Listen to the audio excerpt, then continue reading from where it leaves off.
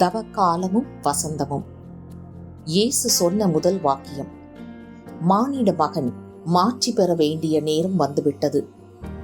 யோவான் 12:23.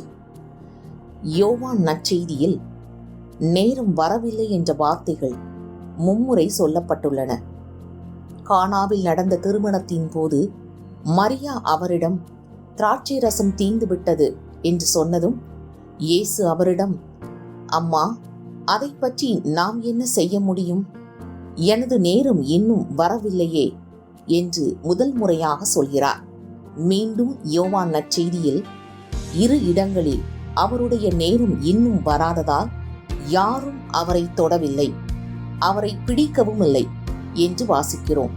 தன் நேரம் இன்னும் வரவில்லை என்று அதுவரை உணர்ந்திருந்த இயேசு இன்று தன் நேரம் வந்துவிட்டது என்று சொல்கிறார். எதற்கான நேரம் இது? மானிட மகன் மாட்சி பெறும் நேரம். மாட்சி பெறும் நேரம் என்றால் அதைத் தொடர்ந்து அரியணை, மணிமகுடம், அரசாட்சி என்ற தோரணையில் இயேசு பேசியிருக்க வேண்டும். அதற்கு நேர்மாறாக இயேசு கூறியவை மேலும் புதிராக உள்ளன. அவர் தொடர்ந்து கூறிய வார்த்தைகள் காலம் காலமாக பலருடைய உள்ளங்களில், குறிப்பாக மறைசாட்சிகளின் உள்ளங்களில் உறுதியை, வீரத்தை விதைத்துள்ள வார்த்தைகள். கோதுமை மணி மண்ணில் விழுந்து மடியாவிட்டால் அது அப்படியே இருக்கும்.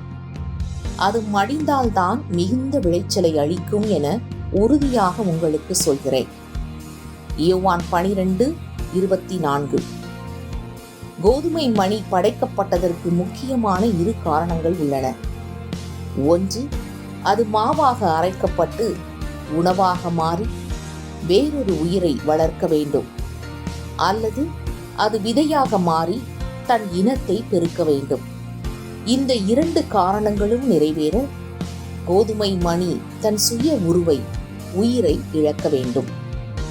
கோதுமை மணி மாவாக அரைக்கப்பட்டு அப்பமாக மாறுவதை மறைசாட்சியாக உயிர் துறந்து புனித அந்தியோக்கு இஞ்ஞாசியார் அழகாக கூறியுள்ளார். தான் சிங்கங்களுக்கு உணவாக போகிறோம் என்பதை உணர்ந்த அவர் சொன்ன வார்த்தைகள் இவை: இறைவனின் கோதுமை மணி நான், சிங்கத்தின் பற்களால் அரைக்கப்பட்டு கிறிஸ்துவின் தூய்மையான அப்பமாக மாறுவதற்கு படைக்கப்பட்ட கோதுமை மணி நான். I am God's wheat, will be grounded by the lion's teeth to be the purest form of bread of Christ. புனித அந்தியோக்கு இஞ்ஞாசியாரைப் போல பல்லாயிரம் மறைசாட்சிகள் மரணம் வரை உறுதியாக நிலைத்திருக்க வேண்டும். இந்த இறைவாக்கு தூண்டுதலாக இருந்தது என்பதில் எவ்வித ஐயமும் இல்லை. தன்னை இழந்து மற்றவரை வாழ்விப்பது கோதுமை மணிகளுக்கு மட்டுமல்ல, அனைத்து உயிரினங்களுக்கும், சிறப்பாக மனிதர்களுக்கு வழங்கப்பட்டுள்ள முக்கிய இலக்கு.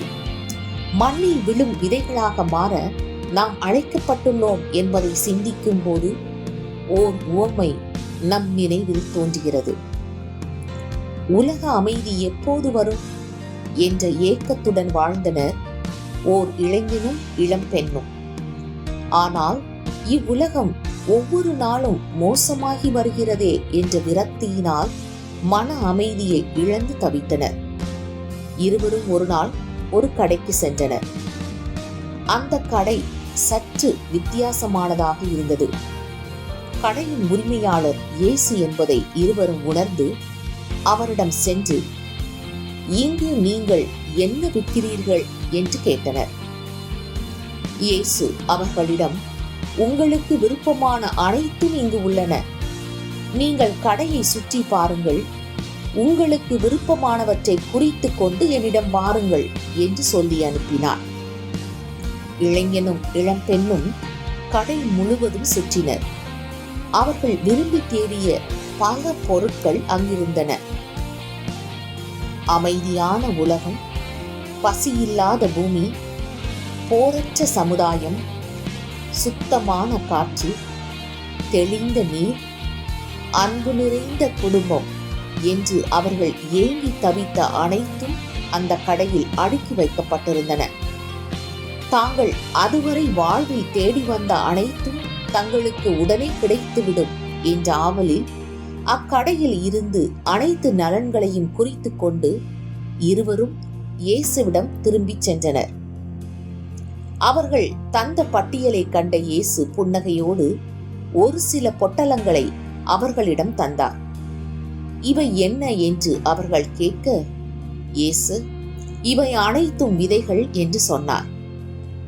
புரியாமல் அவரை பார்த்த இருவரிடமும் இயேசு, இது கனவுகளின் கடை.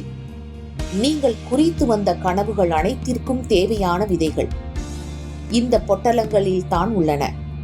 இவற்றை விதைத்து வளர்ப்பது உங்கள் பொறுப்பு என்று இயேசு சொன்னார். தாங்கள் விரும்பி தேர்ந்தெடுத்த கனவுகள் ரெடிமேட் நிலையில் கிடைக்காது. அவற்றை நட்டு வளர்ப்பது தங்கள் கடமை என்பதை இருவரும் உணர்ந்தனர். அவர்கள் கடையை விட்டு கிளம்பும் போது இயேசு அவர்களிடம், ஓ, ஒன்றை சொல்ல மறந்துவிட்டேன். இந்த கனவுகளை விதைப்பதும் வளர்ப்பதும் மட்டுமே உங்கள் பொறுப்பு. இவற்றின் பலன்களை அடுத்த தலைமுறையினரை அனுபவிக்கப் போகின்றனர் என்று சொல்லி அவர்களை வழி அனுப்பி வைத்தார். மிக தெளிவான ஆழமான உண்மைகளை கூறும் உவமை நொடிப்பொழுது. இன்ஸ்டன்ட் உணவு வகைகள் உட்பட அனைத்தும் ரெடிமேட் வடிவத்தில் கிடைக்கும் இன்றைய உலகில் கனவுகள் என்ற விதைகளை நட்டு கண்ணும் கருத்துமாய் வளர்ப்பதற்கு ஏராளமான பொறுமை தேவை. அத்தகைய பொறுமை நமக்கு உள்ளதா என்பதை ஓர் ஆன்மீக சோதனையாக மேற்கொள்ளலாம். அடுத்ததாக, அன்பான அமைதியான உலகம் உருவாக வேண்டும் என்ற கனவு நம் அனைவருக்கும் உண்டு.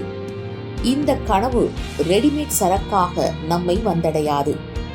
கடையின் உரிமையாளர் கடவுளே என்றாலும் அவர் நம் கனவுகளை கடைச்சரக்கை போல் பரிசு காகிதத்தில் சுற்றித்தர மாட்டார். அவர் தருவதெல்லாம் கனவு விதைகள். அந்த விதைகளை நட்டு வளர்ப்பது நம் கடமை. நாம் நட்டு வளர்த்த விதைகளின் கனிகளை நாம் சுமைக்க முடியவில்லையே என்றாலும் கனவுகளை நட்டோம், கண்ணும் கருத்துமாய் வளர்த்தோம் என்ற நிறைவுடன் இவ்வுலகிலிருந்து விடைபெறும் பக்குவத்தை இறைவன் நமக்கு தர வேண்டும் என்று மன்றாடுவோம். பலன்களை எதிர்பார்க்காமல் நல்ல கனவுகளை இவ்வுலகில் நட்டு வளர்த்தால் நாமும் மிகுந்த விளைச்சலை அளிக்கும் கோதுமை மணிகளாக வாழ்ந்தவர்கள் என்ற பெருமை பெறுவோம்.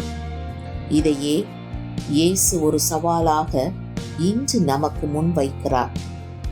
இந்த சவாலை ஏற்று செயல்படுத்த தவக்காலம் தகுந்ததொரு தருணம்.